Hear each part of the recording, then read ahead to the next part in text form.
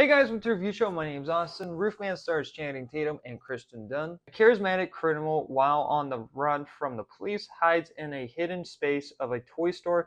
There, he adapts a new identity and becomes involved with an employee, beginning a relationship as unlikely as it is risky. I was really looking forward to this film, and I came out having a blast. I really love Channing Tatum. I think he is a very fun actor to have in a film, and he's always good in whatever you give him. You can give him a serious role, you can give him a funny role. He always knows how to play off any character that he is given. And I'm always a big fan of the support this guy. Was really looking forward to this film. I think it's a unique concept for a storytelling of a film where you have this guy who is robs McDonald's in a nice, polite way. I mean, it's still a crime. He is still, commit. It's still not a good thing, but he's a nice, charismatic guy. Eventually gets caught, goes to prison, and now he is hiding out for a couple months in a Toys R Us. Hopefully, this is a way for Toys R Us to come back. I think Toys R Us is coming back. That's kind of interesting in itself. You can kind of call this like a nostalgia film for like the 80s in a way, especially for like Toys R Us. I really had a fun time with this film, and I really did get invested into the characters and all that. Like you really understand where everyone is in their point of life. Like you understand Channing Tatum's character, the reason why he does what he does. You have this guy who wants to be a good father, who has kind of some war trauma, and he doesn't really make great amount of money. You have his ex-wife who neglects him and doesn't give him enough credit, so he feels like he has to go out of his way to do all these other things to make up for all of it, which leads to the path that he goes down.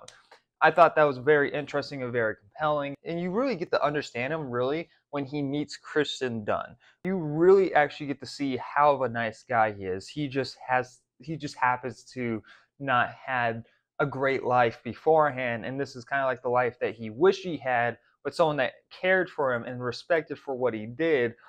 But unfortunately for him, that's just not the case. This is a very emotional film, very funny, a lot of great performances. You even have Peter Dinklage in this film for a tiny bit, who plays this manager asshole, which at times, he was fun to see. You even have the guy that played Director Krennic in the film, who plays this kind of pastor. Not much what he does in the film, but he's there, and it brings some form of light to the film in so many other ways. My biggest issue with the film, though, it does feel long at times. I feel like it could have been, maybe an hour and 40 minutes of a film, but at the same time, there's stuff in this film that makes you feel like you really care, that it honestly, it works towards the end. It's just in some moments you really do feel the film's length, even though it's not really that long. It's 2 hours long. It's not, in the sense of films now these days, it's not that long of a film, but it starts to feel like a longer film. And of course, this is a true story.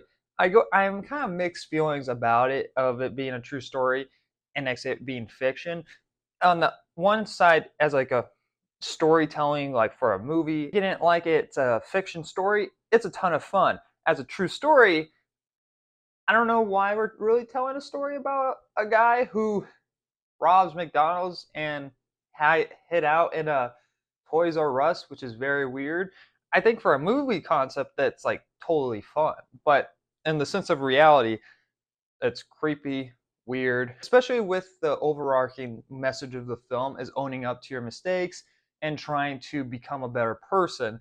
Because the film, with this overall knowledge to the public, he tries to escape twice after the film ends, after being told like, no, this is his place, and now he has to regain people's trust, and yet he keeps on trying to escape afterwards in the text of the form that they try to tell at the for it to be a true story. And I'm like, well, you kind of just ruined the message there. I'm gonna give Roofman a B plus. Go check it out. Anyway, guys, thank you very much for watching. Like always, I'll see you guys next review. Bye, guys.